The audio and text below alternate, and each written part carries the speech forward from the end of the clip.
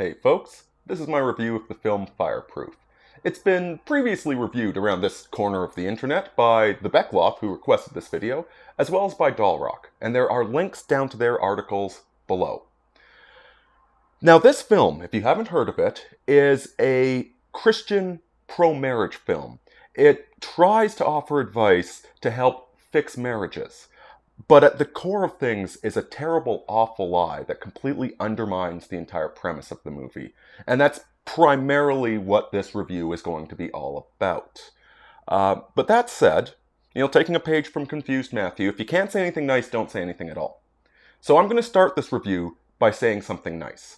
Then I'm going to be mean for a long time, but I'm going to finish off with being nice again. Because the intent behind this movie was not evil. It wasn't trying to wrap up poison in a candy shell. It was blindness. It was error that led them into making this terrible mistake. And furthermore, I'm not going to be doing a film critic's review of it. Like, listen, the movie has problems. If the creators, if you're listening to this, you know it has problems. You've heard it all before. And I'm just going to comment briefly that with any creative endeavor, be it writing or film, you need to cut.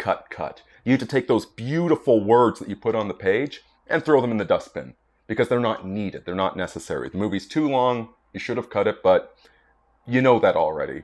Overall, aside from the length, I actually think it was very well done for the budget and all of that. Now, let's get started with the review. First off, the core of it, the message it's trying to get across is actually a very, very good message, which is summed up in this scene halfway through the movie. Caleb, if I were to ask you why you're so frustrated with Catherine, what would you say?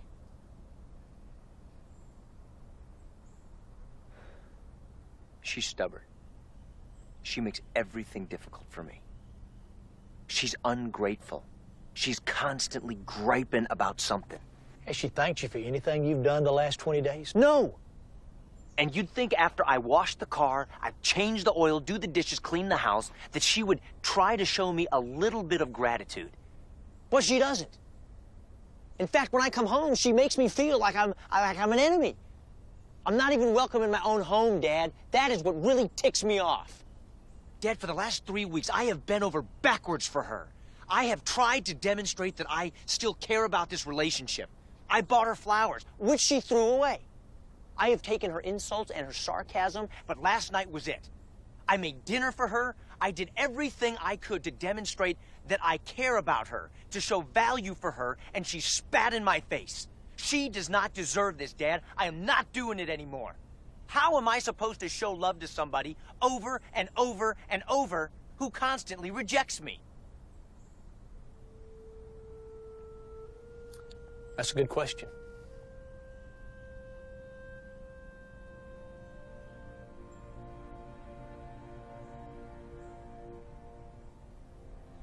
Dad, that is not what I'm doing. Isn't it? No. Dad, that is not what this is about. Son, you just asked me. How can someone show love over and over again when they're constantly rejected? Caleb, the answer is, you can't love her because you can't give her what you don't have. Folks, that message is brilliant. A marriage is a supernatural thing. Okay, it doesn't make any sense to get married. It makes far more sense just to have casual couplings until you get sick of one another. Actually trying to build a love that's greater than the two of you it's impossible in the purely material world. You need faith. And both as the wife and the husband, as the saying goes, the husband needs to love his wife as Christ loves the church, even though they're imperfect. Even though Christians are not obedient and are constantly sinning, Christ still loves the church. And as a husband with a wife that's getting out of line, yeah, you need to keep loving her. You need to be that rock for her. You need to give yourself to the marriage. When you make that vow, it is a serious commitment. But it goes both ways. It's not just husbands that need to devote themselves to their wives. Wives need to devote themselves to their husbands.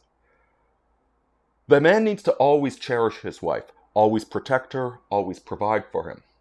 But women, wives, need to obey their husbands. See, where the man leads the marriage by being that stalwart hero, that even though his wife is imperfect, even though his wife is disobedient, he continues to lead. A woman with a disobedient husband, she needs to be even more of a woman. She needs to be gentle, graceful, beautiful, and woo him back into being the husband that he should have been. Not codependence. Codependence is encouraging them to keep doing what they're doing. What you need to do is be a faithful wife or husband to them. And you'll note I didn't say spouse. So that bit of advice was absolutely beautiful, and if the whole movie, if it just weren't so blind to that one little thing, it would have been wonderful. But that blindness, that one bit of falsehood, ruins things. So, let's jump into the narrative. We start with a young married couple, Caleb and Catherine, and they are basically roommates. They've been through the marriage ceremony, but they're a couple of atheists. They treat it no differently than dating, except that they moved in together and they have a few bills that they share. And quite frankly, they're both acting like assholes. You have breakfast already? Yes. What'd you eat? I had the last bagel and a yogurt.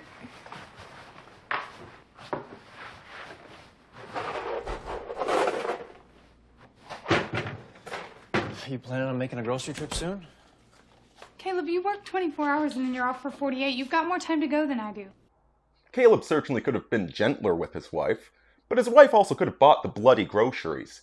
He's working full-time as a firefighter, which involves like multiple day shifts where he sleeps at the fire station, whereas she is an empowered career woman doing some sort of HR nonsense at a hospital. Again, she's not a nurse, she's not a doctor, she's just a woman that wanders around in a power suit feeling self-important. Hey, Tasha. Oh, hey, Kat. Just saw you on TV. Looking good. And again, it's completely optional. Remember what she said about the boat. You just can't expect me to work every day and still get the groceries while you sit at home looking at trash on the internet and dreaming about getting your boat. You chose to take this job, and no one said you had to work full time. We need the income, especially since you took away 1/3 of your salary saving for a boat we don't need. You've got $24,000 in savings while we have things in our house that need fixing. Like what? The back door needs to be painted, the yard needs better landscaping, and I keep telling you I want to put more shelves in the closet. Now, we're supposed to think that Caleb is really greedy for buying this boat, but let's rewind a little bit here. Keep in mind, Caleb has already afforded the house. You know, everything, all the bills are covered. She didn't need to go work full-time. She's working full-time because it's part of the whole feminist self-empowerment fantasy. I'm as good as a man. And she is refusing to do her wifely duty. And so him buying a boat with the excess funds that he's saved up, and again, he's not buying this boat on credit, folks. He is saving up money and then purchasing it. He's the hallmark of a responsible man that's earning more than enough money to support his wife and take care of her. He's being a bit of a jerk. But she's not buying the groceries when it would be easy for her to swing by the grocery store at the end of the day.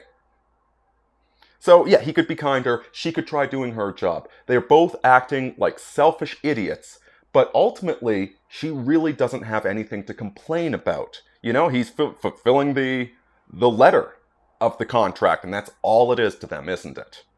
But as if that's not bad enough, then we're subjected to this scene. Why do you have to make everything so difficult? Oh, I'm making everything difficult? Seems to me like I'm the one carrying the weight around here while you're off doing your own thing. Excuse me? I'm the one out there working to pay this mortgage, and I pay for both of the cars. Yeah, and that's all you do. I pay all of our bills with my salary. Which you agreed to do. That's fair. Because you care more about saving for your stupid boat and pleasing yourself than you ever did about me. Shut up! I'm sick of you! You disrespectful, ungrateful, selfish woman! I'm not How selfish. dare you say that to me? You constantly nag me and you drain the life out of me. I'm tired of it. If you can't give me the respect I deserve, look at me. Then what's the point of this marriage?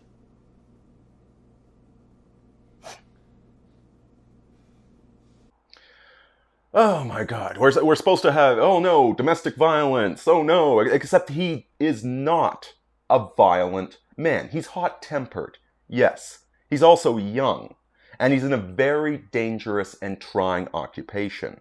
But that scene right there, you're supposed to feel so sorry for the widow woman who was nagging him, who was being just as emotionally vicious, just as nasty. And he doesn't hit her.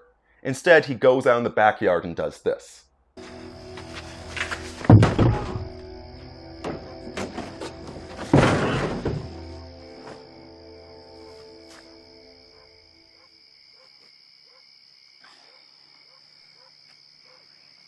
Mr. Rudolph?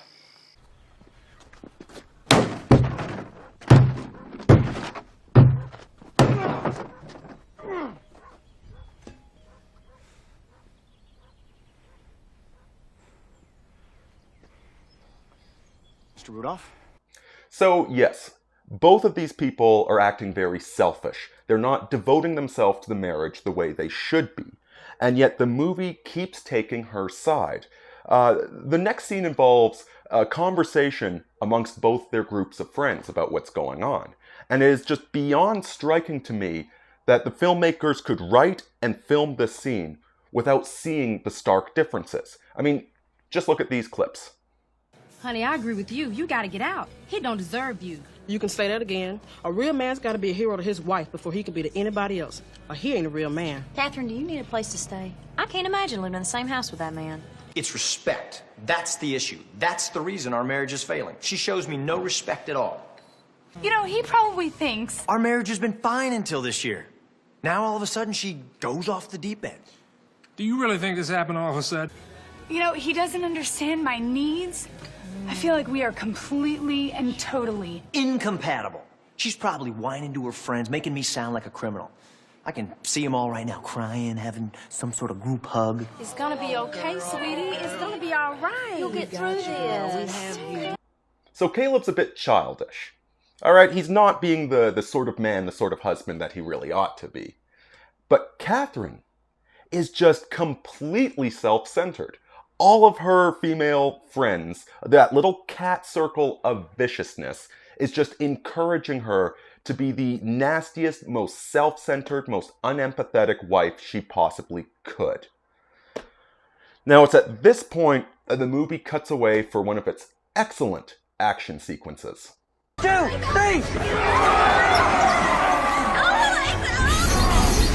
Again! 1, 2, 3!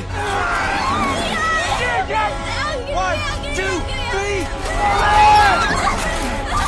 1, 2, 3!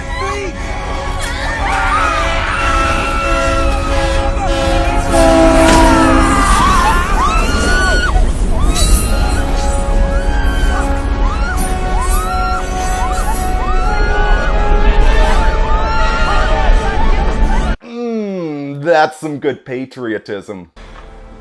Are you okay? Captain, I just needed a minute. One thing the movie does very well is its action sequences. So, let's recap. At this point, we've established that both Caleb and Catherine are rather childish. They don't take their commitments to one another seriously. They're both very selfish, but Caleb at this point has gone to his friends for advice, frustrated with her, yes, complaining about her, yes, but ultimately still devoted to her. Whereas she has gone to her cat circle, and they have done nothing but badmouth him and rip him down and encourage her to dissolve the marriage. And sure enough, right afterwards, she files for divorce.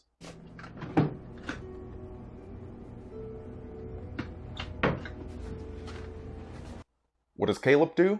Well, he goes to his father for advice. And his father offers him a book of 40 days, 40 steps, something to do every day to try and re-romance his wife. Now, apparently this is based upon an actual book. I can't tell you if that book's any good. Some of the advice is pretty switched on. Other bits I find very questionable. But he commits himself to try and become the husband that would deserve a good wife. And this is excellent. This is commendable. And then this happens.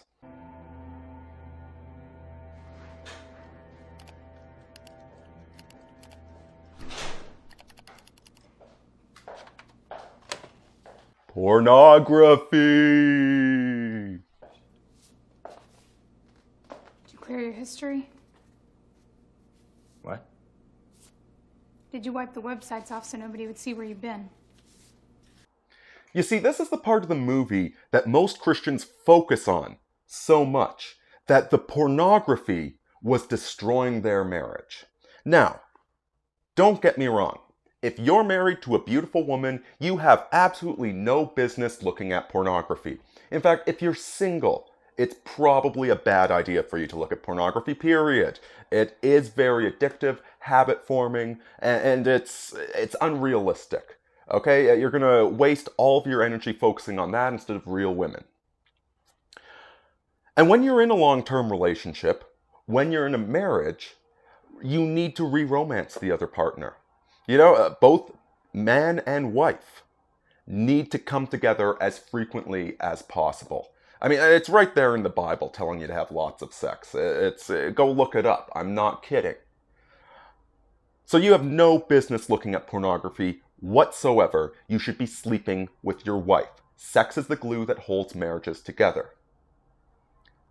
However, why was Caleb looking at this pornography? Do you think that this woman... I didn't know doctors cared about fashion. Well, we have to keep up with the attractive fashions that public relations employees wear. I see. Well, since there's only one person in that category, I'm sure she'd feel honored. She should. She's pretty amazing. Was making herself available to him on the regular? Or did she get headaches? Or did she have an important meeting in the morning? Or did she... No indication is given whatsoever that it was the pornography that led Caleb to ignoring his wife, to treating her like the roommate. By every indication, he has been a dutiful, responsible husband, whereas she's been playing the single game. I'm gonna go out for cocktails with my girlfriends. Yeah, I have a husband at home, but I don't owe him anything. I don't owe him my time. Sure, he pays for the roof over our heads, but I don't owe him my devotion. I don't even need to get groceries for him. I'm too busy doing my career and my empowerment and my self-discovery. There is no indication that Caleb was abusing porn because, and that was causing the problems. It really looks like, to me anyway, that he was resorting to it because she was not satisfying his sexual needs.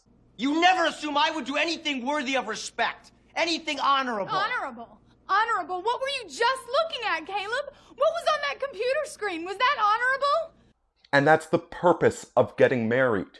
It's so that you don't burn in lust. And yet she was subjecting him to that.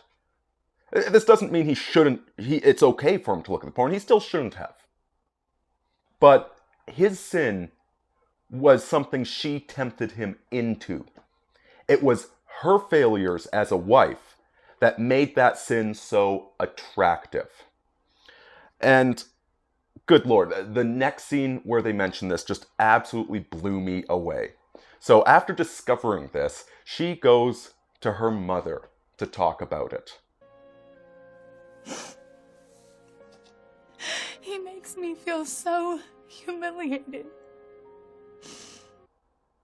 Oh, you're ashamed? Wait, you're ashamed of this? You feel inadequate because of the porn? It's all about you? Refresh me. What did you say to him when you discovered him jerking it?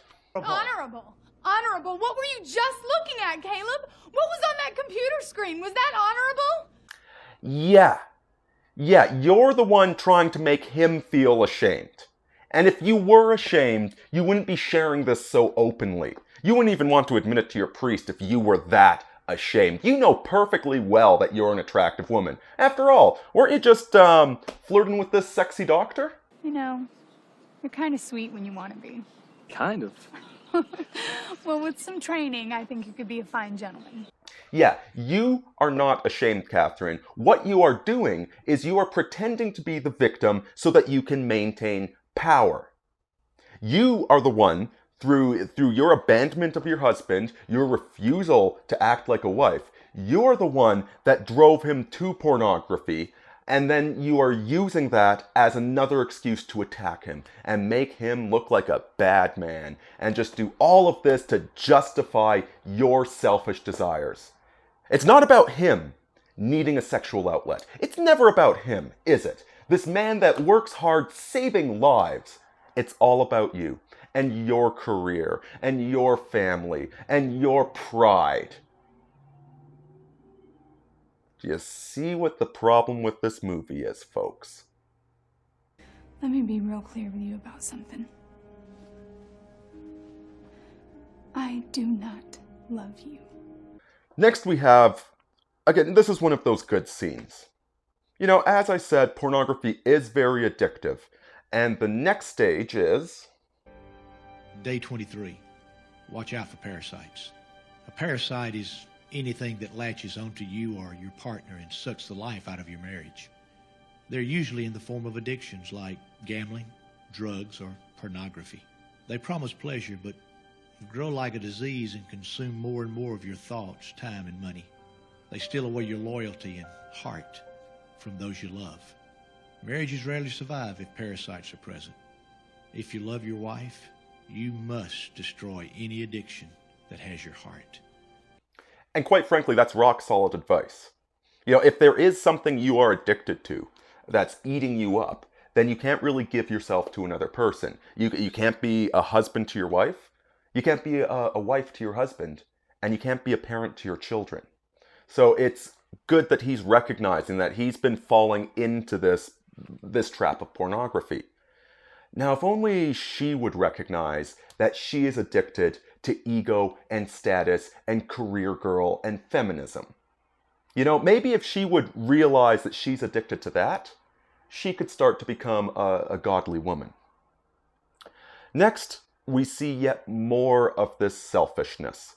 One of the older ladies at her workplace notices that she's flirting with the doctor. And listen to this advice. If this doctor is trying to woo you while you're still married, what makes you think he won't do that with someone else? I don't think I want to talk about this, Anna. We're getting a little personal. Did you notice that? Do you notice the advice that her friend was giving her? You know, let me show you some of the advice that Caleb's friends were giving him earlier. Caleb, when two people get married, it's for better or for worse, for richer or for poorer, in sickness and in health. I know that, but marriages aren't fireproof. Sometimes you get burned. Fireproof doesn't mean that a fire will never come, but that when it comes, you'll be able to withstand it. Caleb's friends were reminding him of the fact that he owes his wife a good husband. What did the wife's elder mentor tell her? She told her, well, that new guy might stab you in the back. She appealed to selfish motives. With Caleb, they appealed to selfless motives. With Catherine, to selfish motives. It's all about her. So the movie carries on. And there's an ongoing issue with Catherine's mother. Her mother needs a very expensive wheelchair. And she thinks that the sexy doctor donated a bunch of money to buy it for her. Has anyone ever told you that you're wonderful? Maybe. But not today. Gavin, you didn't have to do that. Do what? Giving money to help my parents. That was so thoughtful. Thank you. You're welcome. At the same time, she also runs into Caleb after he almost dies being a total alpha male badass hero. And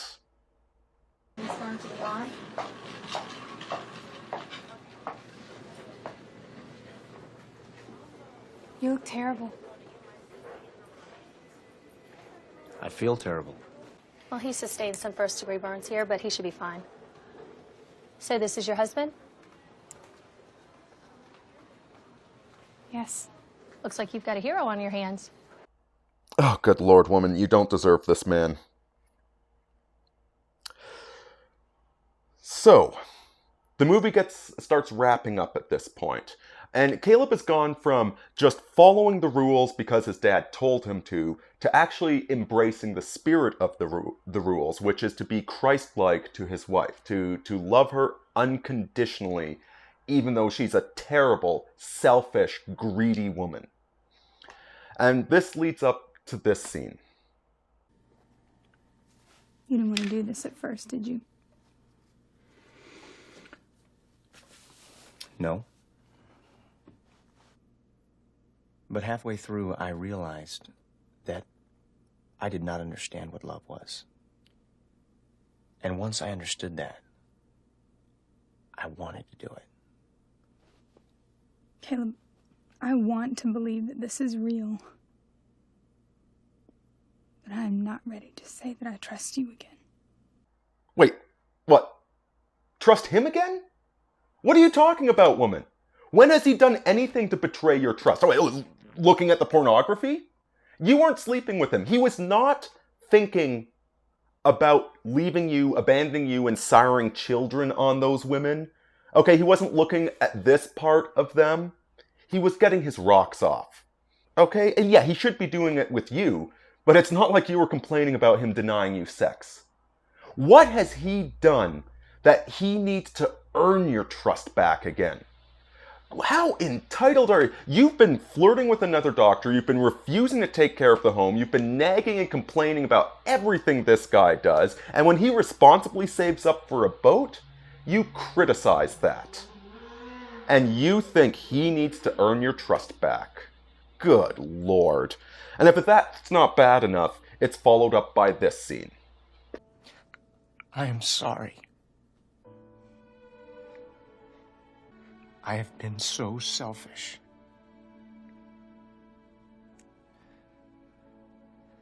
For the past 7 years, I have trampled on you with my words and with my actions. Caleb, buddy, I know it hurts when you break up with a woman. Or when you're worried that she's going to break up with you. I understand, it hurts. But the only time you're allowed to cry is when you're drunk and you're hanging out with your friends. That's also the only time you get a real hug, not just a man hug, a real hug. Alright? It's okay to cry then. But you never cry in front of your wife, and you never cry in front of your dog. It scares them too much. Grow up, you big baby. And I am hoping, I am praying that somehow you would be able to forgive me too. So once his blubbering is done, they both go back to their respective jobs. He just devotes himself to being a firefighter, and he leaves everything else in the hands of God. She, meanwhile, goes back to her job, and she hears purely by accident who it was that actually paid for the expensive medical apparatus. I don't think Dr. Keller covered those things. No, I'm sure he did. I spoke with him about it. Mrs. Holt, if I remember correctly, $24,300 was given for the bed and wheelchair, but Dr. Keller was not the main giver. What? Of the amount given, Dr. Keller gave $300. Then who gave the other? Your husband, Caleb. That's right. Caleb spent his boat money on the expensive stuff for her mother. Now, listen, as a husband, as part of the family, he probably should have done that in the first place. But that's not what's the critical issue here. The critical issue is that she didn't realize he loved her until he spent money on her. He's not a person. He's not a husband. He's a walking wallet. And she gets to be the most selfish, greedy, scummy human being the moment that the husband that she promised herself to, the moment that he stops being useful or entertaining, she drops him, goes and marries a doctor. Caleb, at his worst, completely sick of his nagging, self-centered wife, at his worst, he was going to let her divorce him and wash his hands of the whole thing. And then, to really just drive how bad all of this home, to really drive just how bad all of this is home, she shows up at his work and says this. If I haven't told you that I've forgiven you, I have. You know, like that scene right there. See, I was worried I was going to like this movie. Okay, but it's that scene. That is the critical scene. If she had walked up and said to him, I want to be more like you, and I'm sorry for being such a terrible, selfish person, the movie would have been amazing. It would have been great. It would have been perfect. In fact, look at this scene from a recent episode of Rick and Morty, a comedy show that manages to do marital romance 100 times as good as this Christian movie.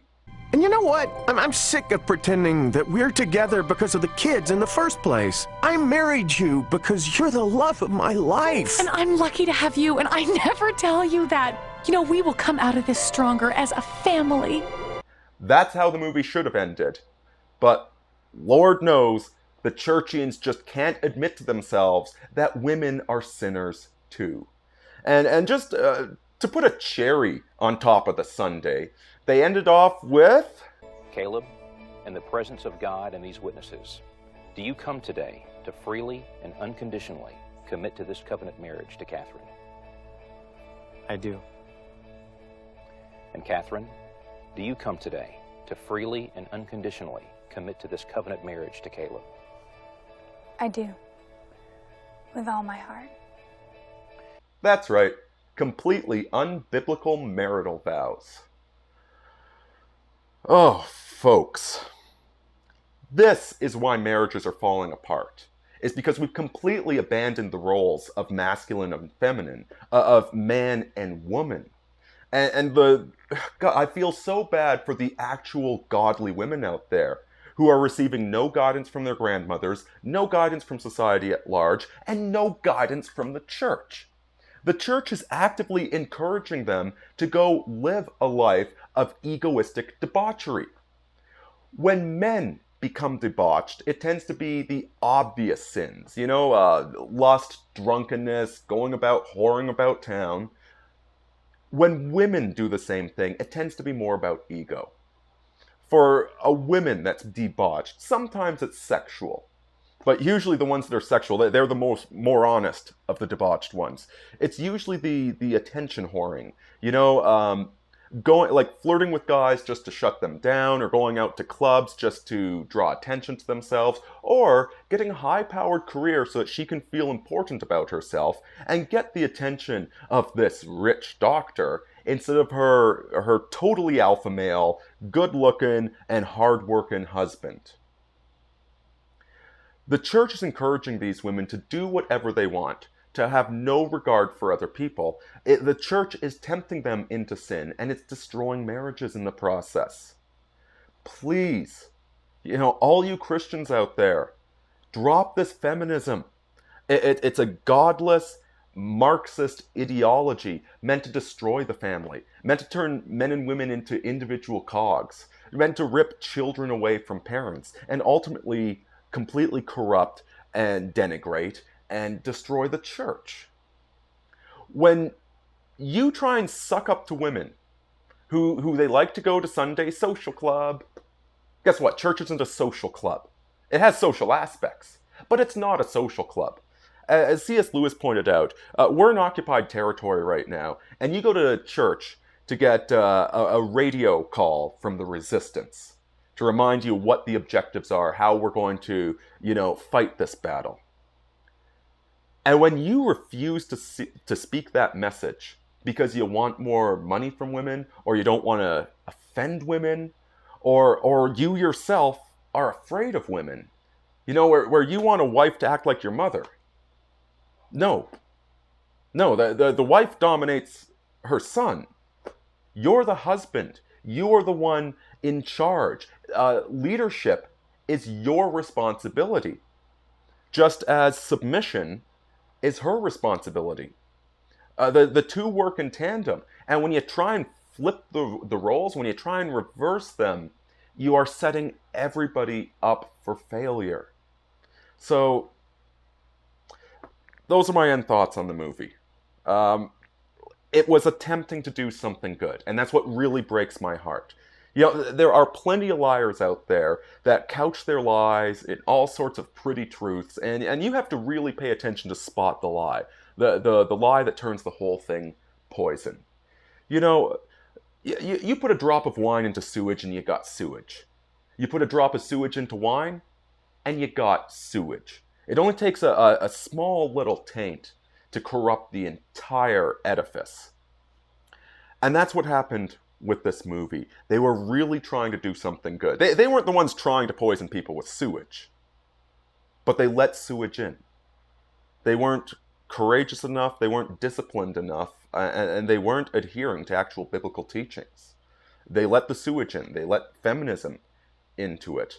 And this movie that is supposed to be about loving your wife like Christ loves the church. Christ loves the church despite the fact that it's full of sinners. It doesn't mean that Christ should be encouraging them in whatever depravity that they want to get up to, just because, I don't want them not to come to my church. Christ isn't one sucking up to the church, okay? It's our job to try and, be a church that deserves him. And I guess one final comment on biblical marriage and marriage between Christians versus marriage between pagans or atheists. The Bible is pretty clear that if you are with your wife and you got married outside of the church and you convert or she converts, you are expected to act like a Christian husband even if she isn't. You don't get to divorce her. But if she abandons you, if she leaves you, then wasn't a marriage. Because she wasn't a Christian, the church didn't administer it, not a marriage. Now, if she becomes a Christian, that then retroactively does turn you into a proper married couple. Sorry, no divorce for you. But in that movie, if Caleb had been acting like a good Christian husband and she had still abandoned him, then he would have been single. And quite frankly, the woman was just absolutely monstrous. It's more of a horror movie ending to the thing, really. I mean, she says, I want to be more like you. She's never going to be.